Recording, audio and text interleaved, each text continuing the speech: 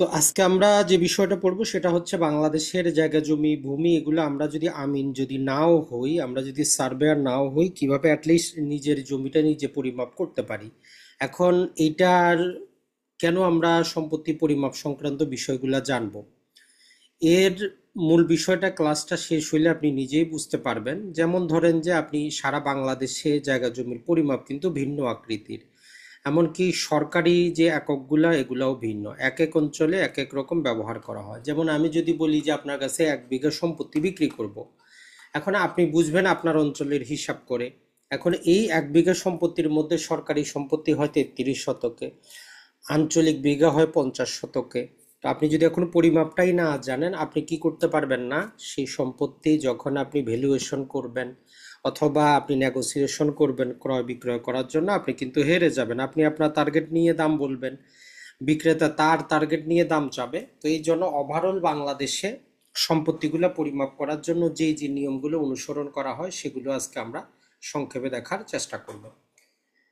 দেখেন, একটা জায়গা জমি যদি আপনি পরিমাপ করতে চান, আপনার কিছুই দরকার নাই, জাস্ট আপনার কাছে যদি একটা স্কেল থাকে, যেগুলো আমরা ফিতাগুলো যদি থাকে, এগুলার এক পাশে দেখবেন যে ফিট স্কেলে পরিমাপ করা থাকে, আরেক পাশে মিটারে দেওয়া থাকে। বর্তমান বাস্তবে যেগুলো আছে, ওই ফিতা দিয়ে আপনি খুব সহজেই কিন্তু দৈর্ঘ্য প্রস্থটা মাপতে পারবেন।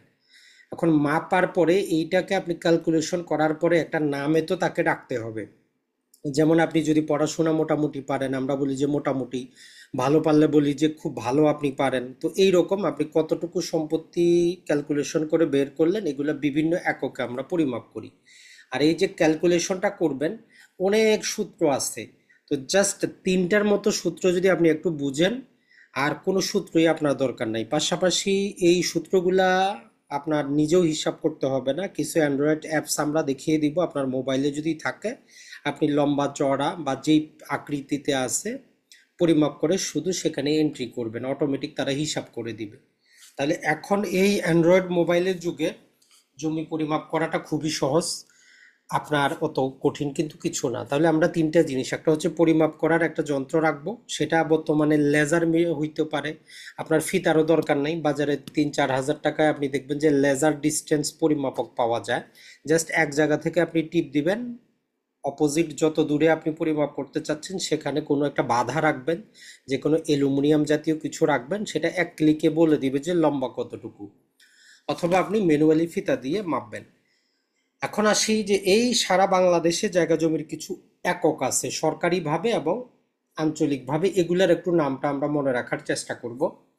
সর্বপ্রথম হচ্ছে আমরা হেক্টর শব্দটা পাবো, তো এইটা আমাদের প্রতিদিনের কোনো কাজে আসবে না। হেক্টরটা নর্মালি দেখবেন যে বছরে 6 মাসে বিভিন্ন পত্রিকায় মাঝে মধ্যে আসে, যেমন সুন্দরবন কত হেক্টরের মধ্যে অবস্থিত, বাংলাদেশের কৃষি জমি কতটুকু, নদী নালা এগুলা কত হেক্টর। তার মানে হেক্টর হচ্ছে একটা খুব বিশাল পরিমাণের একক। এটা আমাদের নর্মাল দৈনন্দিন কাজে আসে না, কোনো দলিল খতিয়ানও আপনি পাবেন না। তো এটা আমাদের অতটা কিন্তু কাজের নাই।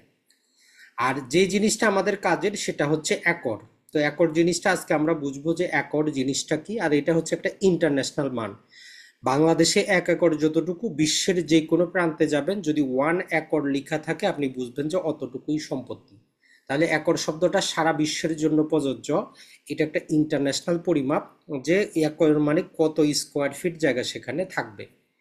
এরপরে যে শব্দটা আমরা পাবো, এই শব্দটা মোটামুটি যারা ঢাকা থেকে উত্তরাঞ্চলের দিকে আছেন, ঢাকা, বগুড়া, সিরাজগঞ্জ, রংপুর, দিনাজপুর, এই অঞ্চলে আপনি বিঘা হিসাবে জমির পরিমাপটা চলে।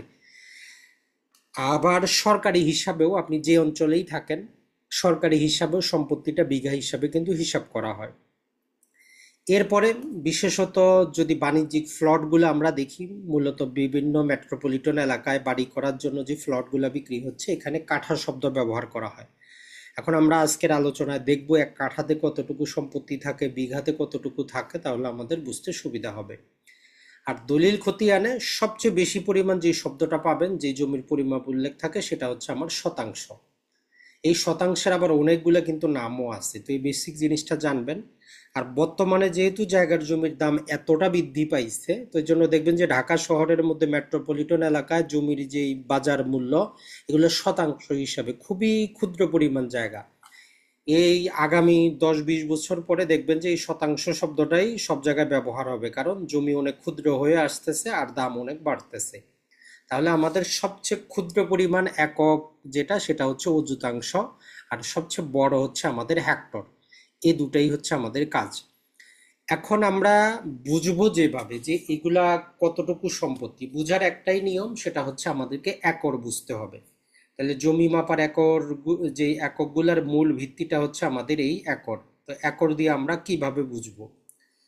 তো দেখেন, আজকে থেকে 200-400 বছর আগেও যদি আমরা ফিরে তাকাই, আমরা এই নামগুলা কিন্তু পাইতাম না। জমি পরিমাপের কোনো তাদের কাছে এরকম নাম ছিল না।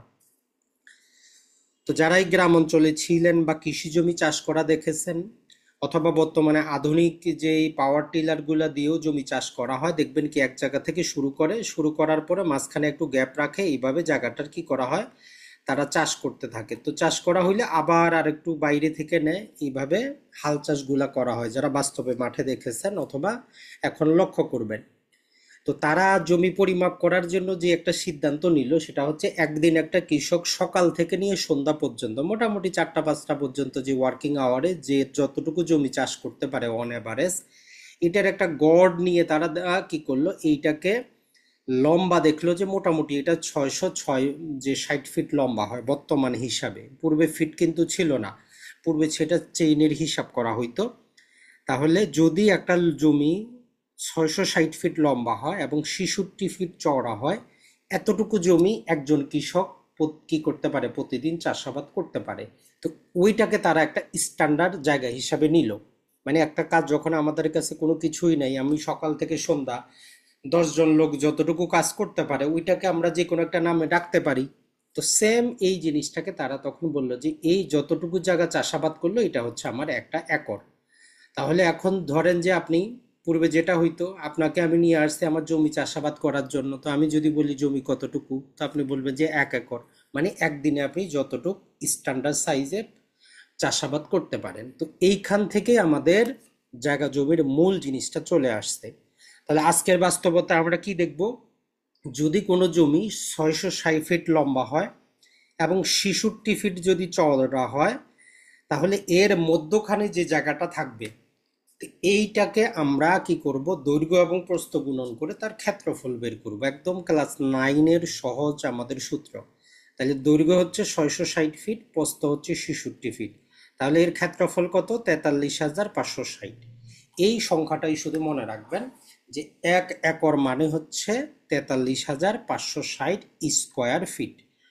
জায়গা জমি নর্মালি আমরা শুধু রৈখিকভাবে পরিমাপ করতে পারি না, জায়গা জমির জন্য আমাদের 2টা বাহু দরকার হয়, আর ওই 2 বাহুর মধ্যবর্তী জায়গা আমাদের পরিমাপ করতে হয়। তো এই জন্য আমরা বলি যে স্কোয়ার ফিট। তো এই জন্য ক্ষেত্রফল যখনই শুনবেন, যে এখানে দৈর্ঘ্য প্রস্থ আছে, মানে মাঝখানে একটা জায়গা আছে। এখন আপনি প্রশ্ন করবেন যে ভাই, আমার জমিটা তো আর স্কোয়ার না, 660 ফিট লম্বাও না, 66 ফিট চওড়াও না। তো এইটা থেকে পরবর্তীতে আমরা যে জ্যামিতিগুলো আবিষ্কার করছি, যে গোলাকার জমি হইলে কিভাবে বের করব, আয়তাকার হইলে কিভাবে বের করব, ত্রিভুজাকার হইলে কিভাবে বের করব, এর কিছু সূত্র দিয়ে আমরা ফাইনালি বলি যে আপনার জমিটার আকার আকৃতি যাই হোক আমার দেখার বিষয় না, যদি সূত্রের মাধ্যমে তার যে ক্ষেত্রফলটা যদি এটা পাই, 43,560 স্কোয়ার ফিট, যদি আমরা কোনো জমির ক্ষেত্রফল পাই, আকৃতি প্রকৃতি যাই হোক, আমরা বলবো যে 1 একর সম্পত্তি। তো এই জিনিসটা যদি আপনি একটু বুঝতে পারেন, তাইলে জমি মাপা একদম সহজ, আর কিছুই নেই, এটাই জাস্ট বুঝার। তাহলে জমির আকৃতি প্রকৃতি যাই হোক, যদি তার ক্ষেত্রফল আমরা 43,560 স্কোয়ার ফিট পাই, তাহলে হবে এটা 1 একর। এখন আপনি বলবেন ভাই আমার তো এত হয় না, আমার তো কম, আমার 40,000 হয়। তার মানে 1 একরের চাইতে কম হবে। আর 43-এর বেশি হইলে 1 একরের চাইতে বেশি হবে। কতটুকু হবে, এখন আমরা আরো ক্ষুদ্র ক্ষুদ্র একক দিয়ে সেগুলা দেখার চেষ্টা করব।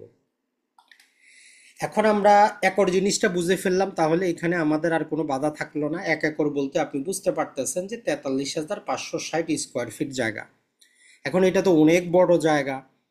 এখন এইটাকে যদি আমরা 100টা ভাগে ভাগ করি, যেহেতু এত বড় জায়গা, আমরা 100টা ভাগে যদি ভাগ করি, তাহলে প্রতি ভাগকে আমরা বলতেছি যে 1 শতাংশ বা 1 শতক। তাহলে একর আর শতকের সম্পর্ক যদি আপনি বুঝতে পারেন, জমি মাপা শেষ, আর কিছু কিন্তু নাই। 1 একর যেহেতু অনেক বড় জমি, এটাকে 100টা খণ্ডে বিভক্ত করি, প্রতি খণ্ডকে বলি যে 1 শতক। আর আপনার অঞ্চলে হয়তো এই শতকটাকে আপনি শতাংশ পাবেন, ডেসিমেল পাবেন, ডিসিম পাবেন, বিভিন্ন নামে সংজ্ঞায়িত করা হয়। এখন বর্তমানে যেহেতু আমরা বললাম জায়গা জমির দাম বাড়ছে, এখন এই 1 শতককে আবার 100টা ভাগে ভাগ করেন, ক্ষুদ্র ক্ষুদ্র করেন, তো সেটাই হচ্ছে আমার অযুতাংশ। এই তিনটা সম্পর্ক আপনি 1-2 বার কলম দিয়ে কাগজের মধ্যে লিখেন, দেখবেন যে আপনার হয়ে গেছে। তাহলে 43,560কে যদি আপনি 100 দিয়ে ভাগ দেন, তাহলে কত আসবে আপনার? 435.6। ওইটাকে যদি আবার এই যে 100 দিয়ে ভাগ দেন অযুতাংশ নেওয়ার জন্য, কত আসবে? খুবই স্বল্প পরিমাণ, 4.356 শতাংশ জমি, স্কোয়ার ফিট জমি। এই তিনটা হচ্ছে আমাদের স্ট্যান্ডার্ড সরকারি মান। তাহলে অযুতাংশ, শতাংশ, একর। যত দলিল খতিয়ান পাবেন এই তিনটা নামই পাবেন, বাকি এই বিঘাগুলা দলিল খতিয়ানে পাবেন না। কাঠাও দলিল খতিয়ানে খুব রেয়ার ক্ষেত্রে থাকবে, নর্মালি থাকে না। তাহলে এই তিনটাই আমাদের বোঝার জিনিস: 1 একর, 1 শতক, 1 অযুতাংশ। এখন আমরা যদি এর পরিমাপটা যেটাকে বললাম যে 43,560 স্কোয়ার ফিট ছিল 1 একর, অনেক লম্বা চড়া। এটা যেহেতু আমরা 100 দ্বারা ভাগ করতেছি, ক্ষুদ্র ভাগ নিব, তাকে আমরা বলতেছি যে 1 শতক। তাহলে আজকে যদি আমি আপনাকে প্রশ্ন করি যে ভাই 1 শতক জমি কতটুকু, তা আপনি বলতে পারবেন যে ভাই আকৃতি প্রকৃতি যাই হোক, যদি তার মধ্যবর্তী ক্ষেত্রফল এই 435.6 স্কোয়ার ফিট হয়, তখন আমরা তাকে 1 শতক বলি। তো নর্মালি আমি ইন্ডিয়া আপনার দৈর্ঘ্য প্রস্থগুলো পরিমাপ করে এই 435.6 দিয়ে ভাগ দিয়ে বলে যে আপনার এত শতক জমি আছে।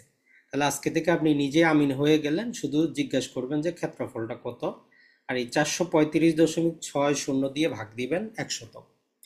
এখন যদি আপনি অযুতাংশে নিতে চান, তাহলে এটাকে আরো 100 দিয়ে ভাগ দেন, যেটা আসবে সেটা আমাদের 1 অযুতাংশ।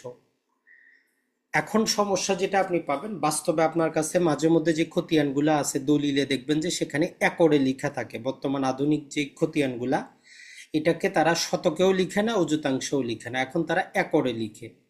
এখন ধরেন যে আপনার 50 শতক জমি আছে।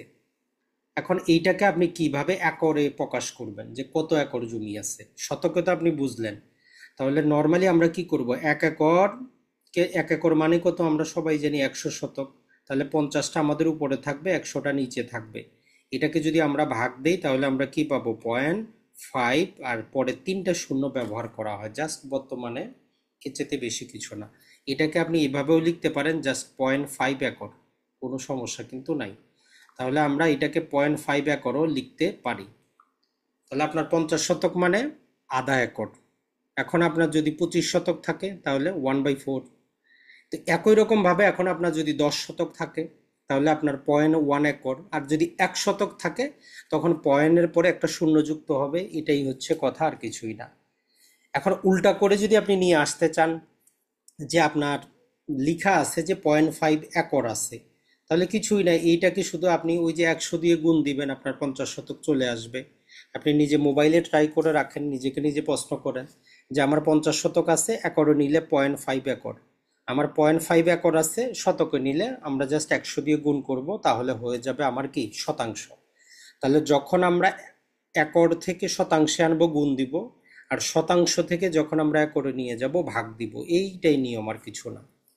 একই রকম ভাবে এখন যদি আপনার যদি বলে যে 50 অযুতাংশ জমি আছে, খুবই ক্ষুদ্র 50 অযুতাংশ, তাহলে 50 অযুতাংশটাকে আমরা কিভাবে প্রকাশ করব? একরে। তো এটার জন্য নর্মালি 2টা ধাপ, যে প্রথমে আমরা অযুতাংশ থেকে শতাংশ যাব, শতাংশ থেকে একরে যাব। তাহলে অযুতাংশকে যদি আমরা ভাগ দেই 100 দিয়ে, শতাংশ পাবো। আর ওই শতাংশটাকে যদি আবার 100 দিয়ে ভাগ দেই, অযুতাংশ একরটা পাবো। তো এটা আমরা 100 100 একসাথে, তার মানে হচ্ছে 10,000 দিয়ে সরাসরি ভাগ দিতে পারি। একবার তো আমাদের ভাগ দিতে হবে 100 দিয়ে, পরবর্তী 100। তো এই জন্য 50 ভাগ যদি আমরা 10,000 দেই, তাহলে আমাদের সরাসরি একর চলে আসবে, অযুতাংশ থেকে একর। তাহলে এই সূত্রটাও আপনি মনে রাখবেন যে অযুতাংশকে সরাসরি একরে নিতে হলে 10,000 দিয়ে ভাগ দিতে হবে, আর শতাংশকে যদি আমরা নিতে চাই, তাহলে আমাদের জাস্ট 100 দিয়ে ভাগ দিতে হবে। এটাই হচ্ছে আমাদের প্রাথমিক ধারণা। আর যে হেক্টর শব্দটা মনে রাখবেন, তাইলে এখন বলবেন যে ভাই 1 হেক্টরে কতটুকু জমি আছে, এটাও তো আমার একটু জানা দরকার। তাহলে 1 হেক্টরে আমাদের এই যে হচ্ছে 247 শতাংশ জমি আছে। এটা মুখস্থ করে নিলে যথেষ্ট, আর কিছু জানার দরকার নেই। তাহলে 1 হেক্টর মানে 247 শতক, আর 247 মানে কি? 2 একর 47 শতক, বা বলতে পারি 2.47 একর। যেভাবে আপনার ভাষায় আপনি প্রকাশ করেন। এখন আসি কিছু জিনিস আপনাকে ক্লিয়ার হইতে হবে যে আমরা সরকার যদি বলে 1 বিঘা জমি, স্ট্যান্ডার্ড মাপে সরকারি মাপ হচ্ছে 33 শতাংশে 1 বিঘা। তাহলে যখনই আমরা স্ট্যান্ডার্ড, যেমন আমরা বলি যে 25 বিঘা পর্যন্ত হইলে আপনার খাজনা দিতে হয় না, আমাদের আইনে দেওয়া আছে ওই 25 বিঘা মানে 33 শতাংশের বিঘা, মোটামুটি 8.25 একর হয়। কিন্তু আঞ্চলিক বিঘাতে জমি অনেক বেশি কিন্তু হয়। একই রকম ভাবে এখন যদি কাঠা হিসাব করি, স্ট্যান্ডার্ড মাপ হচ্ছে 1 কাঠাতে আমাদের 1.65 শতক আছে। এই কয়েকটা জাস্ট মান আপনি 1-2 বার করে পড়বেন, দেখবেন যে মুখস্থ হয়ে গেছে। তো কাঠাটা বেশিরভাগে আপনি স্কোয়ার ফিট দিয়ে মনে রাখবেন, তাইলে আপনার জন্য ভালো, যে এখানে আমরা 720 স্কোয়ার ফিট পাবো। 1 কাঠা সম্পত্তি মানে 720 স্কোয়ার ফিট, এতটুকুই মনে রাখবেন, আর কিছু না। তাহলে 1 কাঠা মানে 720 স্কোয়ার ফিট। আর যে নামগুলো আমরা বললাম যে আপনার অঞ্চলে শতকটাকে কোথাও শতক, কোথাও শতাংশ, কোথাও ডেসিমাল, কোথাও ডিং, কোথাও ডিসিম, এক এক অঞ্চলে দলিল খতিয়ানে এক এক রকম পাবেন, কনফিউশনের কোনো কারণ নাই। ওই টোটাল সবগুলোর মান একই রকম, 435.6 স্কোয়ার ফিট জায়গা, আর কিছুই না। তাহলে এখন আমরা আরেকটা বলতে পারি যে কোনো জমি যদি আমরা 66 ফিট লম্বা হয় আর 6.6 ফিট চওড়া হয়, তাহলে এটা 1 শতক হবে। একই রকম আবার প্রশ্ন আসবে যে প্রতিটা জমি তো ভাই এরকম না, কিছু জমি আছে দেখবো যে আমরা এরকম ত্রিভুজ আকার, কিছু দেখবো যে আমাদের আয়তাকার, কিছু হচ্ছে অনিয়মিত আকারের, কিছু হচ্ছে রাউন্ড আকারের। তো এই কয়েক প্রকারের জমির ক্ষেত্রফল কিভাবে বের করে, যদি আমরা ক্লাস 9-10-এর বই থেকে খালি সূত্রটা একবার জানি যথেষ্ট। এর চাইতে বেশি কিন্তু সার্ভেইং এর মধ্যে নাই, এরই সূত্রেই প্রয়োগ করা হয়। তাহলে এখন আমরা এখান থেকে যে কয়েকটা সূত্র সম্পর্কে ধারণা রাখবো সেটা দেখব, আর পাশাপাশি আঞ্চলিক কিছু একরের নাম দেখি, আপনার অঞ্চলে কোনটা হয় আপনি একটু মিলিয়ে নেবেন। তাহলে সারা বাংলাদেশের যে আঞ্চলিকভাবে আমরা জায়গা জমি যেভাবে পরিমাপ করি, যেটা আমরা বললাম যে ঢাকা শহরের কিছু অঞ্চল এবং টোটাল সিরাজগঞ্জ, বগুড়া, রংপুর, রাজশাহী, দিনাজপুর, পঞ্চগড়, এদিকে বিঘা চলে, এদিকে জায়গা জমি বিঘা হিসাবে প্রকাশ করা হয়। আর যদি আপনি ধরেন যে কুমিল্লা, ফেনী, নোয়াখালী এবং চট্টগ্রামের কিছু দিকে যান, সেখানে আপনি পাবেন যে কানি হিসাবে সম্পত্তি পরিমাপ করা হয়, যে 1 কানি জমি, সেদিকে বিঘা চলে না।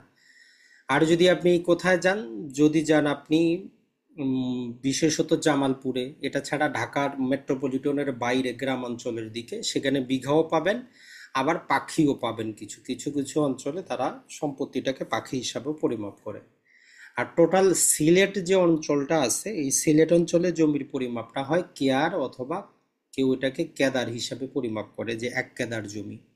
তাহলে যেটাই হচ্ছে আমার 1 কেয়ার বা 1 কেদার, একই জিনিস, এইটা সর্বোচ্চ জমির পরিমাপ। তাহলে এই 4টা শব্দ আমরা মোটামুটি 4 অঞ্চলের জন্য জেনে নিলাম। বিঘাটা ম্যাক্সিমাম ঢাকার এইদিকে উত্তরাঞ্চলে, কানিটা মোটামুটি বলতে পারি যে আমরা দক্ষিণাঞ্চলে, আর পাখি আর কেদার ব্যবহৃত হয়। এখন এই আঞ্চলিক একরগুলার আবার ছোট ছোট আছে, এটা তো হচ্ছে সর্বোচ্চ একক, মানে ধরেন এটা 100 টাকা, এখন 50 টাকি নোট পাবো আমরা, 20 টাকি নোট পাবো, 10 টাকি পাবো, 5 টাকি পাবো, খুচরা পয়সা আমরা পাবো। তো বিঘাটার জন্য আমরা আর দুইটা জিনিস পাই। বিঘাটা হচ্ছে যে বিঘার ছোট আমরা কাঠা পাবো, নর্মালি 1 বিঘাকে যদি আমরা 20টা ভাগে ভাগ করি 1 কাঠা পাবো। তাহলে 1 বিঘাকে যদি 20 ভাগে ভাগ করা যায় তাহলে আমরা 1 কাঠা পাবো, তার মানে উল্টাভাবে আমরা বলতে পারি 20 কাঠাতে 1 বিঘা। আর এই কাঠাটাকে যদি আমরা আবার যেটা করি 16টা ভাগে ভাগ করি, তাহলে আমরা ওটাকে 6 টাক পাবো। তাহলে 6 টাক কাঠা বিঘা, এটা হচ্ছে আঞ্চলিক একটা পরিমাপ। এখন 1 ছটাকে কতটুকু জমি আছে, নর্মালি একদম খুবই ক্ষুদ্র 45 স্কোয়ার ফিট জায়গা, 45 স্কোয়ার ফিট জায়গাকে আমরা 1 ছটাক বলি। আর 720 স্কোয়ার ফিট হচ্ছে আমাদের 1 কাঠা। আর এই যে বিঘাটা আছে এটা হচ্ছে আমাদের 14,400, 14,400 স্কোয়ার ফিটে হচ্ছে আমাদের 1 বিঘা। এতটুকু আমরা মনে রাখলেই যথেষ্ট। এখন এই অঞ্চলে গেলে আরো যে সমস্যাটা পাবেন, এই বিঘার মাপ আবার সমান না, আঞ্চলিক মাপও আবার ভিন্ন। কোন অঞ্চলে 1 বিঘার মধ্যে 29 শতক জমি পাবেন, কোথাও 50 শতক পাবেন, কোথাও 60 শতক পাবেন। তবে বেশিরভাগ 50 শতকেরই বিঘা হয়, কিন্তু কিছু অঞ্চলে 60 শতকও আপনি পাবেন। তাহলে আজকের এই ভিডিও থেকে আপনি এতটুকু বুঝলেন যে 1 বিঘা বললেই আপনি কল্পনা করতে পারবেন না, কাউন্টার তাকে প্রশ্ন করতে হবে যে ভাই আপনার 1 বিঘায় কতটুকু সম্পত্তি আছে। এখন 33 শতাংশ হইলে সরকারি বিঘা হবে, 60% হইলে আপনি জানেন সেটা মোটামুটি দিনাজপুর ঠাকুরগাঁও অঞ্চলে চলে। আর যে আমাদের পঞ্চগড় অঞ্চলে 60%-এর বিঘা হয়। তো এই জন্য আপনি তাকে কাউন্টার প্রশ্ন করবেন যে ভাই আপনার কত শতাংশে বিঘাটা হচ্ছে, তাহলে আপনি টোটাল পরিমাপটা বুঝতে পারবেন যে কতটুকু জায়গা। তাহলে এগুলো মনে রাখবেন কিভাবে, এই যে 45 স্কোয়ার ফিট 16 দিয়ে গুণ দিবেন চলে আসবে 720, 720কে 20 দিয়ে গুণন দিবেন চলে আসবে 14,400। আর 50 শতকও হইতে পারে, 60 শতকও হইতে পারে, 30 শতকও হইতে পারে, 33ও হইতে পারে। কাউন্টার আপনাকে প্রশ্ন করতে হবে কত শতাংশ, এটাই মনে রাখবেন। এরপরে কানিটার মধ্যে যদি আমরা আসি, এই কানিগুলো যখন আমরা এই যে আনা গড়া কন্ডা কান্তি দেখি আমরা একটা মিলিয়ে ফেলি। ওই যে আমাদের সিএস খতিয়ানে এসএ খতিয়ানে আমরা জানি 16 আনার হিসাব থাকে। এইখানে হচ্ছে জমির পরিমাপ আর ওইখানে হচ্ছে আমাদের অংশ।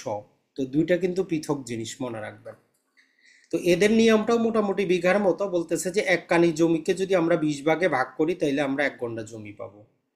তার মানে যেখানে আমরা কাঠা বলতাম, কাঠার সমর্থক নাম হচ্ছে গন্ডা। তাহলে এক কানিকে 20 ভাগে ভাগ করলে 1 গন্ডা জমি পাবো। আর ওই 1 গন্ডাকে 4 ভাগে ভাগ করলে 1 কড়া পাবো। যেমন কাঠাকে আমরা 16 ভাগে ভাগ করছি, তো গন্ডাকে 4 ভাগে ভাগ করলে 1 কড়া পাবো। তাহলে কানি গন্ডা কড়া এটা হচ্ছে আরেকটা আঞ্চলিক একক। বিশেষত যেটা বললাম যে মোটামুটি চট্টগ্রাম বিভাগে আপনি এটা পাবেন। আর যেটা হচ্ছে যে এই কানিটার মধ্যে আবার সমস্যা হচ্ছে, কানি সব জায়গায় আবার সমান না। বিশেষত আপনি যদি লক্ষ্মীপুর এবং ফেনীর দিকে যান, যেখানে আমার নিজেরও নানার বাড়ি, সেখানে তারা যেটা হিসাব করে 40 শতকের কানি বলে, তা এই কানিকে তারা বলে যে এটা হচ্ছে ছোট কানি। আর ম্যাক্সিমাম এর বাইরে, বিশেষত যে নোয়াখালী অঞ্চলে, সেখানে 120 শতাংশের কানি পাবেন। মানে 100 শতাংশ তো বলে না, সেখানে বলে যে ডিসিম। শতাংশের পরিবর্তে নামটা ব্যবহার করা হয় ডিসিম, যে 120 ডিসিম। তো এটাকে তারা বলে যে বড় কানি। তাহলে ছোট কানি মানে 40 ডিসিম, বড় কানি মানে হচ্ছে 120। এখন সমস্যা হচ্ছে কিছু অঞ্চলে 160 ডিসিমেরও কানি পাবেন, আবার 220 ডিসিমেরও কানি পাবেন, 180 ডিসিমেরও কানি পাবেন। তবে ম্যাক্সিমাম 40 এবং 120 ব্যবহার হয়। তো এই জন্য কানি শুনলেও তাকে কাউন্টার প্রশ্ন করতে হবে যে আপনার ওই কানিটা ছোট কানি না বড় কানি। আবার ওই যে ছোট কানি হইলে তারা নর্মালি বলে যে কাচ্চা কানি, আর বড় কানি হইলে বলে যে সাই কানি। তো মূল আপনি বুঝবেন যে কত ডিসিম জায়গা আছে, তাহলে আপনার জন্য ইজি হবে, এতগুলো আর মনে রাখতে হবে না। তাহলে আমরা যদি ওই যে সরকারি একটা একক যেটা আছে শতাংশটাকে যদি মনে রাখি, যে কোনো আঞ্চলিক এককটা আমরা মনে রাখতে পারবো। এখন চলে আসি আমাদের এই যে পাখিটা আছে, নর্মালি এই পাখির কোনো ক্ষুদ্র একক নাই। তো নর্মালি যেটা হয় যে 20 থেকে 40 শতাংশ পর্যন্ত জমি এক এক পাখি হয়। উঁচু জমির পাখিতে জমি থাকে কম, নিচু যেটা ঢালু সমতল সেখানে আবার জমি থাকে একটু বেশি। তো এটা আঞ্চলিকতার উপর নির্ভর করে। আর এই টোটাল সিলেটটা যেহেতু আমাদের আসাম প্রদেশের অধীনে ছিল, ওই আসামের জমি মাপার নিয়মটা সম্পূর্ণ ভিন্ন, তাদের ক্যালকুলেশন সম্পূর্ণ ভিন্ন। আরেকটা ভিডিওতে আমরা দেখাবো, আর ক্ষুদ্র ক্ষুদ্র অনেকগুলো একক আছে। তো ওভারঅল আমরা এই 1 কেয়ার হচ্ছে সর্বোচ্চ, যেখানে মোটামুটি 17,280 ফিট জায়গা আছে। তো এইটাকে আমরা বলি যে 1 কেয়ার সম্পত্তি। মোটামুটি আমরা শতাংশের হিসাবে নিলে যে 39.67 শতক জমি পাবো। তাহলে 1 কেয়ার যেটা মোটামুটি আপনি 40 শতক ধরে নিতে পারেন। তাহলে 40 শতকে আমরা কেয়ার পাবো, 40 শতকে পাখি পাচ্ছি, 40 শতকে ছোট কানিও পাচ্ছি, আর বিঘাটা পাচ্ছি আমরা 50 শতকে। এইভাবে জাস্ট একটু মনে রাখতে পারেন। হিসাবটা আপনি 1-2 বার যদি করেন মনে থাকবে। প্রথমে প্রথমে হয়তো একটু কনফিউশন লাগবে, কিন্তু 1-2 বার যখন যাচাই করবেন আপনার জন্য ইজি হয়ে যাবে। তাহলে এই যে ছোট কানি বা কাচ্চা কানি এবং পাক্কা কানি বা সাই কানি, এগুলো নোট করা আছে, আপনি 1-2 বার দিবেন হয়ে যাবে। এখন এর মাঝখানে যারা বরিশালে আছে, বরিশালে আবার আরেকটু তারা অ্যাডভান্স লেভেলে চলে গেছে। দেখেন ছোট আমাদের দেশ, তারপরেও কত আঞ্চলিকতা। তো বরিশালের কানি হচ্ছে 160 শতাংশ কানি। এখানে তারা বলতেছে যে 2 শতক জমিতে হচ্ছে 1 গন্ডা, তাদের গন্ডার হিসাব আবার আলাদা। 2 শতকে হচ্ছে 1 গন্ডা, 10 গন্ডায় হচ্ছে 1 জ্যৈষ্ঠী, আর 8 জ্যৈষ্ঠীতে হচ্ছে তাদের 1 কানি। এই হিসাব শুধু বরিশালেই চলে, অন্য কোথাও চলে না। তাহলে 2 শতকে 1 গন্ডা, 10 গন্ডায় 1 জ্যৈষ্ঠী, 8 জ্যৈষ্ঠীতে হচ্ছে 1 কানি। তো মূল আমাদের এই আলোচনা থেকে আপনি একটা জিনিস মনে রাখতে পারলেন যে শতকের কতটুকু জমি, ওইটা দিয়ে সারা বাংলাদেশে আপনি কন্ট্রোল করতে পারবেন। তাহলে 435.60 যে শব্দটা আছে ওইটাকে আমরা একদম মুখস্থ করে নিব বারবার, যে 435.60 হচ্ছে আমাদের ম্যাজিক ফর্মুলা। ওইটা দিয়ে আমরা ভাগ ভাগ করে বলতে পারবো কোথায় কতটুকু জমি আছে। এখন আসি আমরা যেই সূত্রগুলা আপনি যদি অ্যাটলিস্ট ক্লাস 10 পর্যন্ত পড়াশোনা করেন সব সূত্র আপনি জানেন, জাস্ট জমির ক্ষেত্রে কাজে লাগাবেন, নতুন করে পড়ারও কিছু নেই, শেখারও কিছু নেই। নর্মালি আপনার জমির লম্বা যতটুকু হয় ওই পরিমাপটা নেবেন। আপনি মাঠে গেলেন, আপনার জমির এখানে ফিতা ধরলেন, এই পর্যন্ত মাপলেন, ধরলাম আপনি 100 ফিট পাইলেন। চওড়াটা দেখলাম যে আপনি 50 ফিট পাইলেন, বাকি এটাও ধরলাম যে আমরা অন এভারেজ 100 ফিট পাইলেন, আর এদিকেও 50 ফিট। আপনি তার মানে চতুর্দিকের পরিমাপ আপনার চলে আসছে। তো এইটা যেহেতু আয়তক্ষেত্র, এটাকে আমরা দৈর্ঘ্য গুণন প্রস্থ দিয়ে দিব, তাহলে আমাদের একটা ক্ষেত্রফল আমরা পেয়ে যাব। ওই ক্ষেত্রফলটাকে আমরা এখানে 5000 স্কোয়ার ফিট পাইছি। এখন আপনি নিজেকে নিজে প্রশ্ন করেন কি এককে নেবেন, শতকে নেবেন, কাঠায় নেবেন, একরে নেবেন, না কিসে নেবেন। এখন আপনি যদি শতকে নিতে চান, ওই যে মেজুক ফর্মুলা দিয়ে আপনি কি করেন, ভাগ করেন 435.6, মোটামুটি 11.47। তার মানে এটা হচ্ছে ক্ষেত্রফলকে যদি আমরা এই ফর্মুলাটা দিয়ে ভাগ দেই, অথবা কাঠায় নিতে চাইলে 720 দিয়ে ভাগ দিবেন, আপনি নিজে আমিন হয়ে গেলেন, আমিনের কিন্তু আর দরকার নাই। আর আরেকটা আমরা বলি যেটা, সেটা হচ্ছে যে আপনি যেটা করতে পারেন, আপনার জমিটার লম্বা চড়া নর্মালি সমান থাকবে না। ধরবেন যে এই দিকে এক বাহু হইলেও আপনার 110 ফিট পাবেন, আর এক বাহুটা একটু কম হবে, 105, 107, এরকম ছোটোখাটো কম বেশি হবেই। তো এইরকম যদি দেখেন যে আপনার চারটা বাহু চার প্রকার, কিন্তু কাছাকাছি অতটা বেশি পার্থক্য নাই, 110, 105 বা 110, 115 এর মধ্যে থাকলে আপনি গড় সূত্র ব্যবহার করতে পারেন। তবে এটা 100% ফলাফল দেয় না, মোটামুটি 96 থেকে 97% কিন্তু কারেকশন আছে। মানে 100 শতক জমি হইলে আপনাকে দেখাবে 97 বা 98 শতক, অথবা কোথাও 100 শতক থাকলে 102 শতক দেখাবে। তো এটা জাস্ট বুঝার জন্য। তো 100% এইরকম জমিগুলাকে করার জন্য আমরা একটু পরে আরেকটা সূত্র দেখবো, ওইটা মাঝখান দিয়ে ভাগ করে আমরা দুইটা ভাগে পরিমাপ করি। এখন আমরা কি করব, যে আপনার যদি দুইটা আমরা কি পাই, দুইটা দৈর্ঘ্য পাইলাম, দুইটা প্রস্থ পাইলাম, চারটা চার রকম, তাইলে একদিকে প্রস্থ ছিল 50 ফিট, একদিকে হচ্ছে 60 ফিট। তো আমরা গড় করব 2 দিয়ে যদি ভাগ দেই, তার মানে অন এভারেজ 55 ফিট এটা চওড়া আছে জমিটা।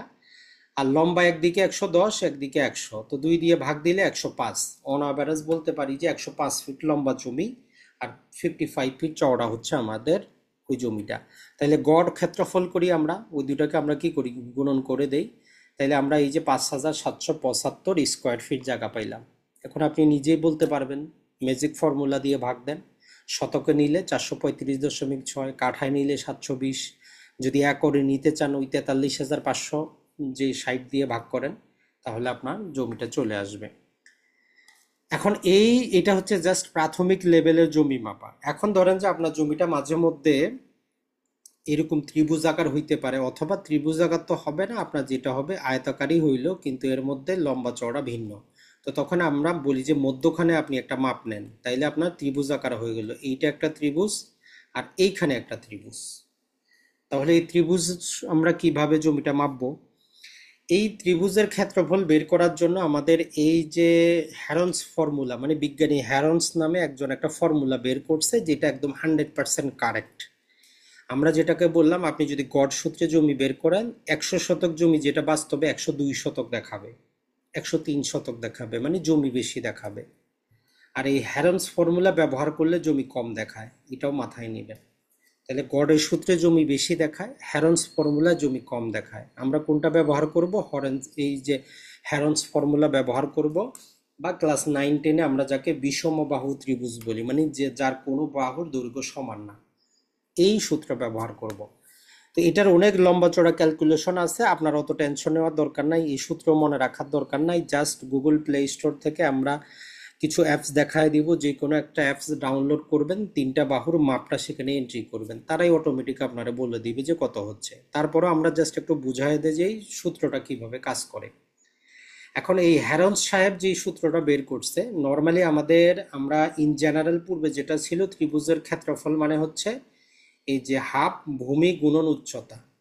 কি করা হইতো, যে এটাকে যদি আমরা কি ভূমি ধরি, বি এর দৈর্ঘ্য, এই সিটাকে আমরা উচ্চতা ধরতাম, তখন অ্যাভারেজ হইতো।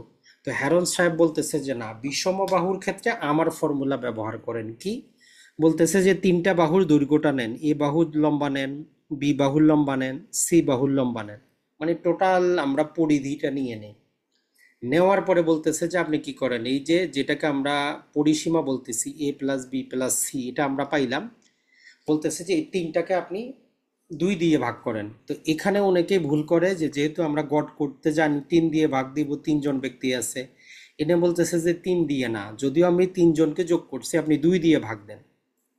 তো 2 দিয়ে যখন আমরা এটাকে ভাব দিব, তার মানে কি হয়ে যাবে, 50% হয়ে যাবে। মূল কথাটা হচ্ছে যে আসলে এটা যদি আমরা এখানে মাঝখানে ভাগ করি, এটাও যদি মাঝখানে আমরা ভাগ করি, এটাও যদি মাঝখানে ভাগ করে রেখাগুলোকে যদি লম্বা করে টানি, তাহলে এর মধ্যখানে আমরা একটা কিন্তু বিন্দু পাবো, এইরকম একটা বিন্দু পাবো। তার থিওরি হচ্ছে এটা, যে তাইলে আমি বিষমবাহু ত্রিভুজের মধ্যবিন্দু পেয়ে যাব। তো তার মাধ্যমে আমি একদম একুরেট ক্ষেত্রফল পাবো। তো প্রথমেই তাহলে আমাদেরকে অর্ধ পরিসীমা বের করে নিতে হবে। তাহলে হ্যারন্স ফর্মুলার নিয়ম হইল, তিনটা বাহু আপনি দৈর্ঘ্যটা যোগ করে 2 দিয়ে ভাগ করলে আমরা বলবো যে আপনি সেমি প্যারামিটার পাইলেন। তো এই জন্য সংক্ষেপে আমরা অ্যাশ ব্যবহার করি। তাহলে এইটা হচ্ছে সূত্র, যে আমি 2 দিয়ে ভাগ দিব আর এ প্লাস বি প্লাস সি যেটা হয় সেটা ক্যালকুলেশন করব।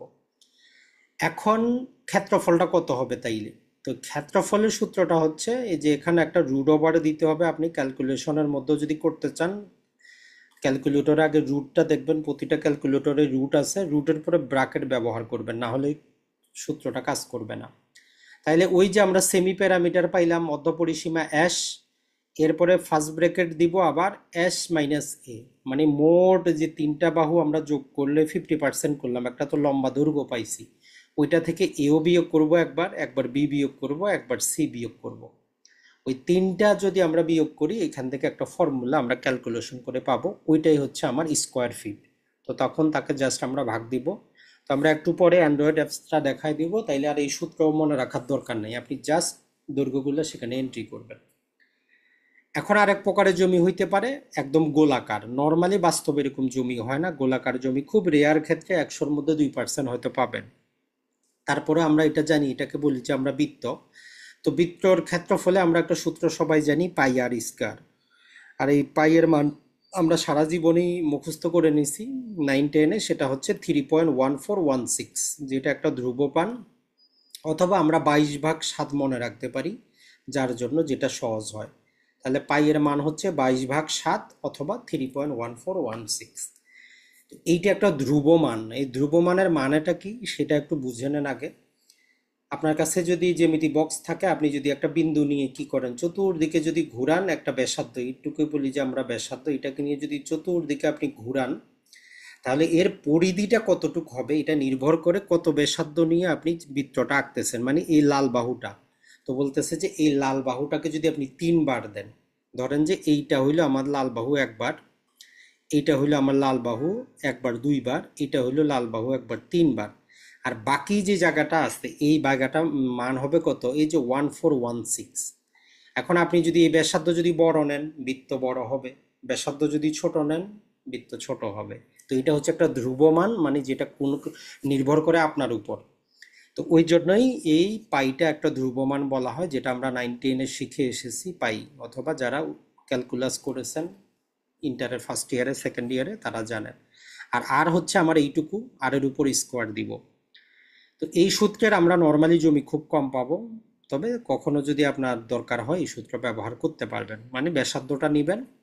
কিন্তু বাস্তবে আপনি জমি পাবেন অর্ধবৃত্ত আকারে, ওই যে নদী নালা দেখবেন, নদী আছে এরকম, নদীর বাঁকের জমি পাবেন এইরকম। তো আপনাকে এইটুক জমি পরিমাপ করতে দিবে, তখন আপনি এই যে ছোট জায়গাটা আছে এটার জন্য তখন অর্ধবৃত্তের জমি ব্যবহার করতে হবে, অর্ধবৃত্তের সূত্র। তো এটাও খুব সহজ, অতটা জটিল কিছু না। আপনি যে কাজটা করবেন, নর্মালি জাস্ট আমরা এইখানে একটু আর এই যে জায়গাটা আছে এটার লম্বা দৈর্ঘ্যটাকে পরিমাপ করবেন। এটাকে আমরা বলি যে বড় আইল বা বড় অক্ষ বলতে পারেন, যেটা আপনার মনে থাকে, মানে বড় দৈর্ঘ্য বলতে পারেন। তাহলে বড় দৈর্ঘ্য আগে নিবেন, এরপরে এর মাঝ বরাবর আপনি কি করবেন, একটা লম্ব আঁকবেন।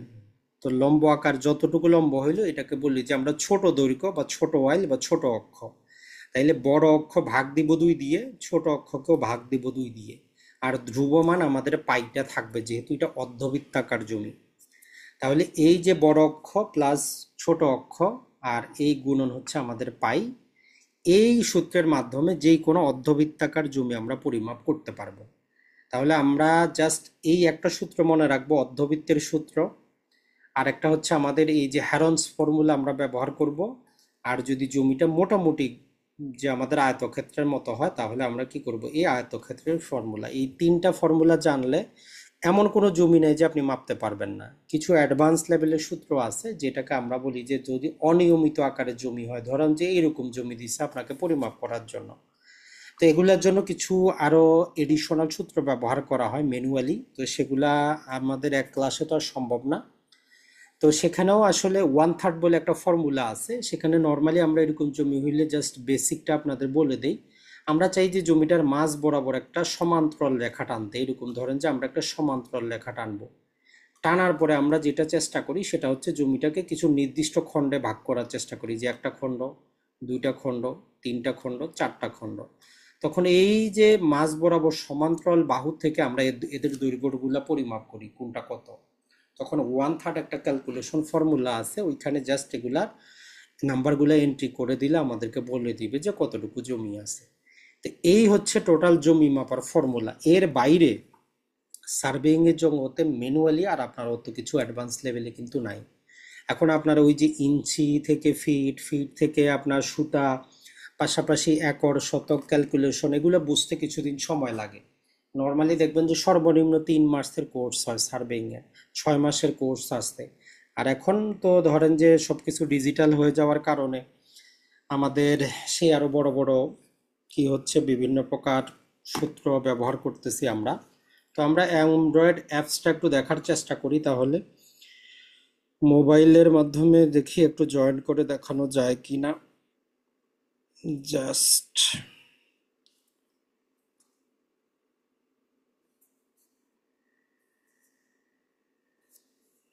স্ক্রিনটা আমরা শেয়ার করি, permission share screen. Recording in progress.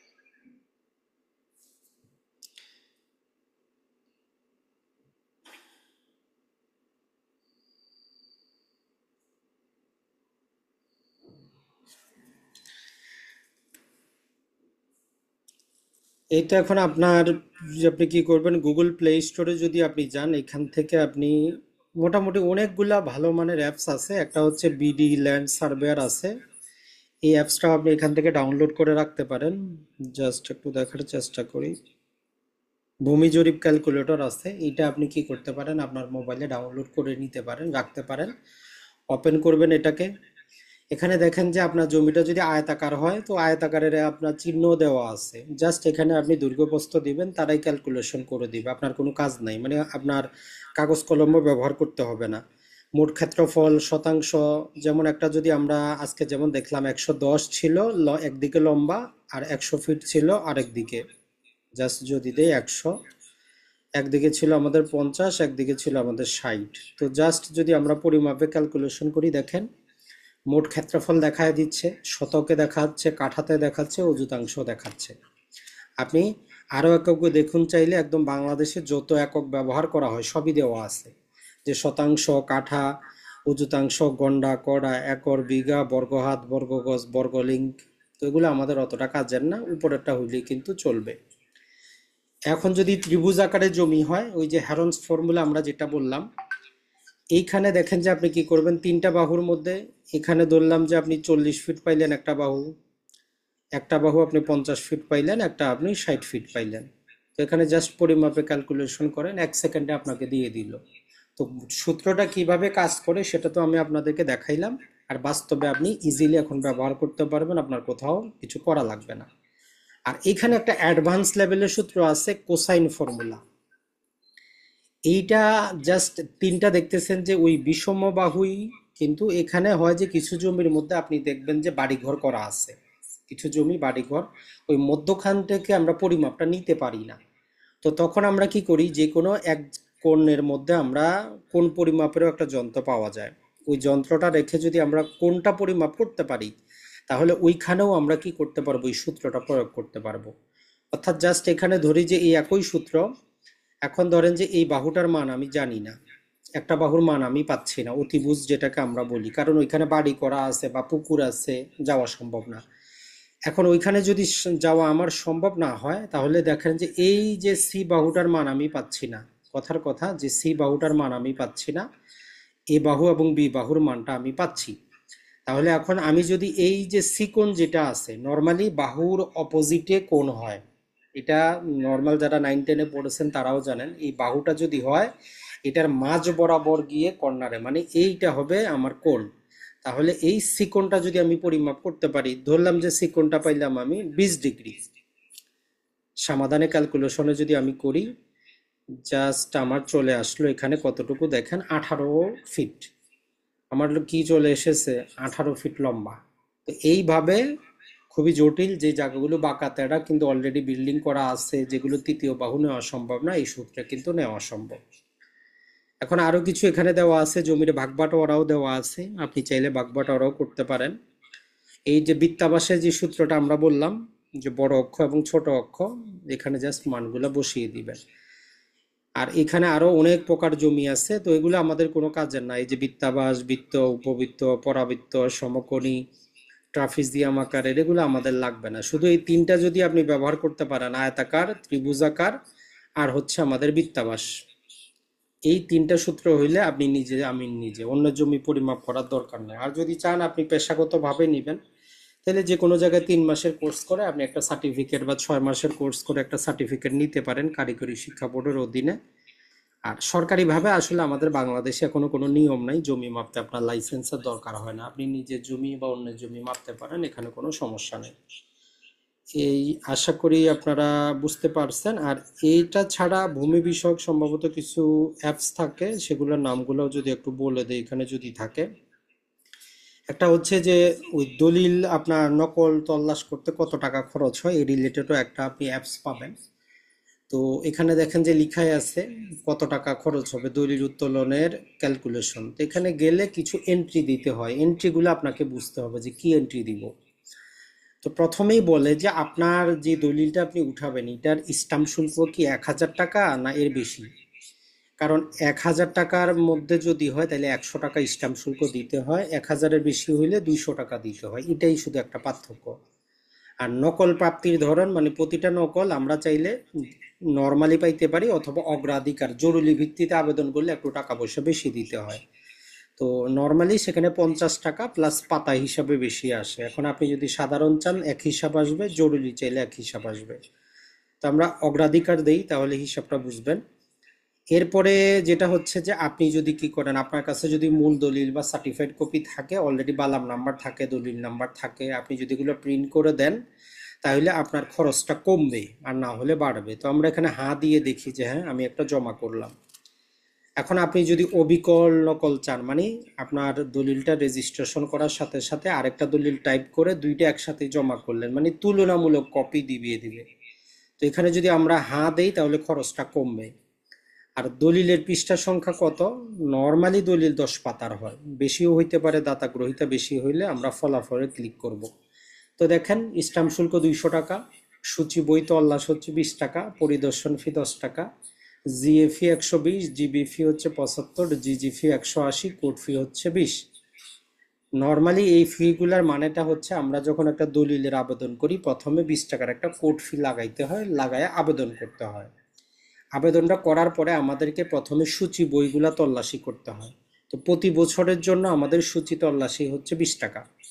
এখন সূচি তল্লাশ করে যদি আমরা বালামটা যদি থাকে তাহলে ওই বালাম পরিদর্শন ফি 10 টাকা।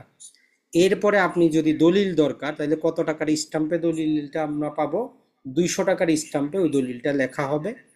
আর এই লেখার কাজ যারা করবে, নকল নবিশ যাদেরকে আমরা বলি, প্রতি পাতা তাদেরকে আমরা 36 টাকা করে দিতে হবে। আর যদি আমরা দেখি যে জরুরি ভিত্তিতে আবেদন করছেন তখন হিসাব করা হয় 50 টাকা প্লাস কত পাতার দলিল। তো ওই রকম ছোটোখাটো অনেক ক্যালকুলেশন আছে যেগুলো আপনি ধীরে ধীরে শিখতে পারবেন। আর এইখানে এই অ্যাপসের বাইরে সম্ভবত আরও একটা অ্যাপস থাকার কথা যেখানে আমাদের জায়গা জমির হিসাবগুলা থাকার কথা, জাস্ট একটু দেখি, নাইলে অ্যাপসগুলোর লিঙ্ক আমি দিয়ে দিব, ওইখান থেকে আপনি কত টাকা খরচ হবে ওই টাকাগুলো আপনি ওইখান থেকে নিতে পারবেন। আর আরেকটা অ্যাপস হচ্ছে যেটা উত্তরাধিকার, সম্ভবত গ্রুপে আমি লিঙ্কটা দিতে ভুলে গেছি। উত্তরাধিকারে এখানে আপনি কিভাবে উত্তরাধিকারটা শিখবেন, এন্ট্রিটা কিভাবে দিবেন, আপনি কিছু না বুঝেন, আপনি যদি এন্ট্রি দেওয়া শিখেন, আপনি মোটামুটি 99% আপনি কারেকশন, সঠিক অ্যান্সার এখান থেকে পাবেন। এখানে হচ্ছে যে যেই ব্যক্তি মারা গেল তার সাথে যারা জীবিত আছে এদের সম্পর্কগুলো এন্ট্রি করবেন। যেমন ধরেন যে একজন স্ত্রী মারা গেছে, তাইলে তার স্বামী থাকবে একজন স্বামী। ওই মহিলার ধরেন যে পুত্র আছে একজন, ওই মহিলার একজন কন্যা আছে, তো তিনজন।